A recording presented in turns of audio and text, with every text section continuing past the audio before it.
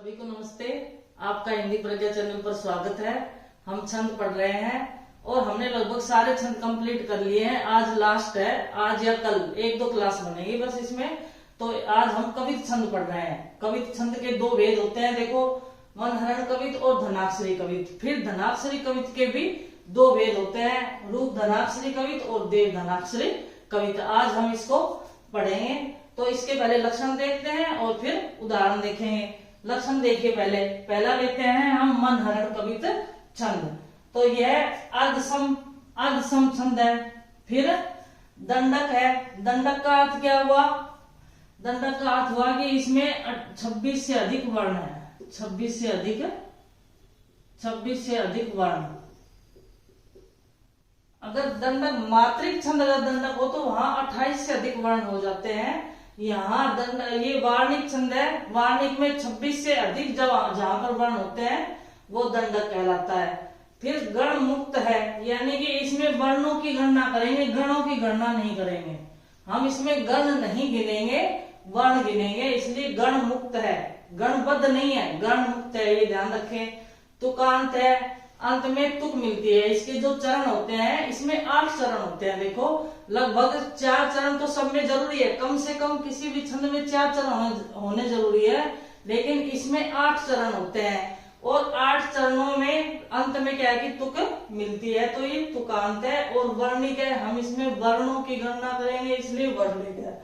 गणों की गणना नहीं करेंगे, मात्राओं की गणना भी नहीं करेंगे, तो ये गण मुक्त है। अब इसमें 8 चरण होते हैं। फिर देखो, इसके विषम चरणों में 16 पर तथा सम चरणों में 15 वर्ण पर यति होती है।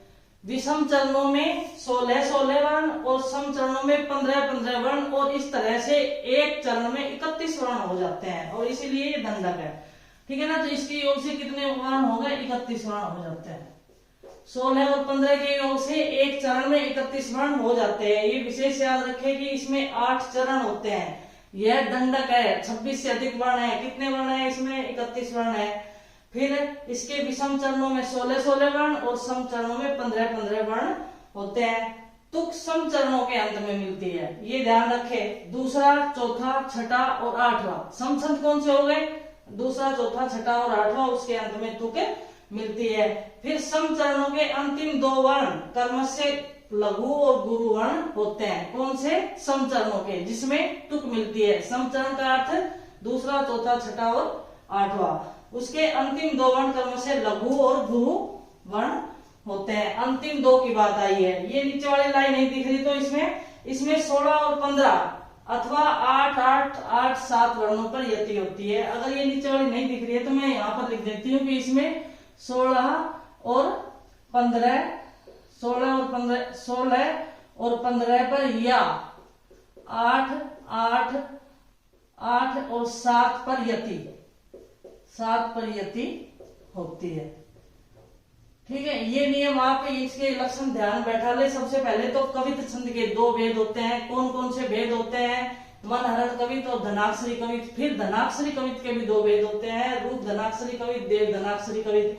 सबसे पहले हम पढ़ रहे हैं मनहरण छंद। अब मनहरण कवित छंद, अब इसमें देखिए, यह अर्धसम है। अर्धसम कैसे है कि इसके सभी चरणों में मात्राएं समान नहीं है। जैसे कि इसके 8 चरण है, तो इसमें कहा ना विषम चरणों में तो 16 मात्रा है और सम चरणों में 15 वर्ण है ना। विषम चरणों में 16 वर्ण और सम चरणों में 15 वर्ण। तो ये अर्धसम हो गया ना। अर्धसम हो गया क्योंकि सभी में समान होती है तब तो सम होता। लेकिन अब 8 चरण का है तो 4 चरणों में तो 16 मात्राएं होगी और 4 में 15 वर्ण हो गए। ये बार बार जो मात्राएं निकल रही गलत है ना, वर्ण है। फिर सम चरणों के अंत में तुक मिलती है और सम चरणों के अंतिम 2 वर्ण कर्म से लघु और गुरु वर्ण होते हैं, उसी के अंत में तुक मिलती है। और इसमें 16 और 15 पर या 8, 8, 8 और 7 पर यति होती है। ये इसके लक्षण हो गए। अब हम इसको उदाहरण से समझते हैं। मनहरण कवित छंद का उदाहरण देखते हैं। देखो, ये तुलसीदास जी ने वर्णन किया है, कलिकाल का वर्णन किया है उन्होंने उस समय का। एक तो रामचंद्र जी के ऊपर वो है कि पात भरी शहरी सकल सुत बारे बारे केवट की जाति कछु वेद ने पढ़ाई हो, है ना।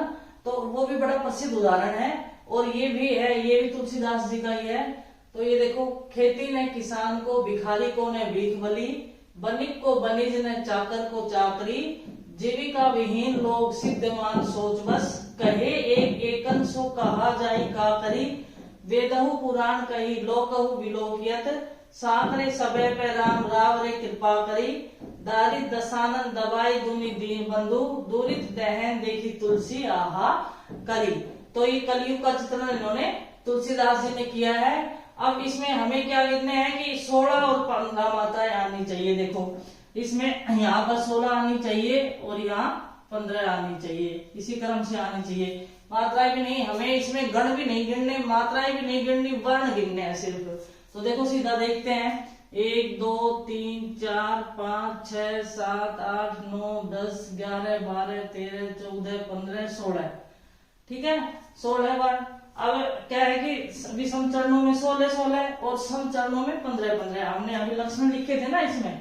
तो विषम में कितने आएंगे, 16 वर्ण, और सम चरणों में कितने आएंगे, 15 वर्ण आएंगे। तो इसमें सब में ये, अब देखते हैं समचरण ये है, दूसरा चौथा छठा आठवां समचरण है, पहला तीसरा पांचवा और सातवां ये विषम चरण है। यानी कि इनमें तो 16 मात्राएं आएगी, समचरणों में 15 मात्राएं आएंगी। और फिर लघु गुरु का भी कहा था कि जो समचरण है उसमें लघु गुरु वर्ण आएंगे। तो देखो यहाँ पर लघु और यहाँ गुरु वर्ण आ रहे हैं। अब देखो इसमें देखते हैं 15 है क्या, 1 2 3 4 5 6 7 8 9 10 11 12 13 14 15, इसी क्रम से है। ये सब में 16 और 15 ही है। और यहाँ पर हमें ये क्रम देखना था कि लघु और गुरुवर्ण, यहाँ पर इसमें भी देखो लघु और गुरुवर्ण, यहाँ भी लघु और गुरुवर्ण, यहाँ भी लघु और गुरुवर्ण है। और इसमें सब में गिन सकते हैं, वही क्रम है। इसमें भी बड़े ही प्रसिद्ध उदाहरण है। एक तो ये जो खेती ने किसान को, भिखारी को ने भीख बली, ये भी तुलसीदास का ही वर्णन है रामचरितमानस से। और जो वो इसमें दूसरा जो मैंने आपको बताया था, पात भरी शहरी सकल सुत बारे बारे, केवट की जाति कछु वेद ने पढ़ाइयो, वो उदाहरण भी इसी से है। जब रामचंद्र जी नदी को पार करते हैं और केवट जो है मानते नहीं है, तो उस समय का, तो ये भी इस छंद का, मनहरण कवि छंद का बड़ा ही प्रसिद्ध उदाहरण है। तो इसमें हमने ये देखा मनहरण कवि छंद। अब दूसरा देखते हैं।